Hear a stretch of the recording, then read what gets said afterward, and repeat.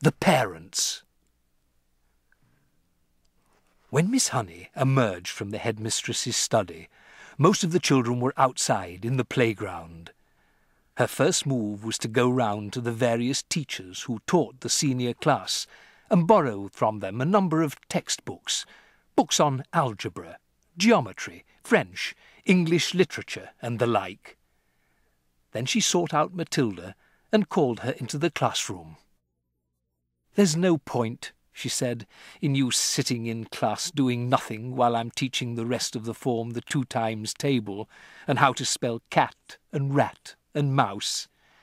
So during each lesson I shall give you one of these textbooks to study. At the end of the lesson you can come up to me with your questions, if you have any, and I shall try to help you. How does that sound?" "Thank you, Miss Honey," Matilda said. "That sounds fine." "I'm sure," Miss Honey said, "that we'll be able to get you moved into a much higher form later on, but for the moment the headmistress wishes you to stay where you are." "Very well, Miss Honey," Matilda said. "Thank you so much for getting those books for me." What a nice child she is, Miss Honey thought. I don't care what her father said about her. She seems very quiet and gentle to me, and not a bit stuck up, in spite of her brilliance. In fact, she hardly seems aware of it. So when the class reassembled, Matilda went to her desk and began to study a textbook on geometry which Miss Honey had given her. The teacher kept half an eye on her all the time, and noticed that the child very soon became deeply absorbed in the book. She never glanced up once during the entire lesson. Miss Honey, meanwhile, was making another decision. She was deciding that she would go herself and have a secret talk with Matilda's mother and father as soon as possible.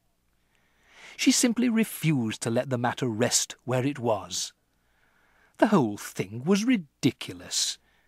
She couldn't believe that the parents were totally unaware of their daughter's remarkable talents. After all, Mr. Wormwood was a successful motor-car dealer, so she presumed that he was a fairly intelligent man himself.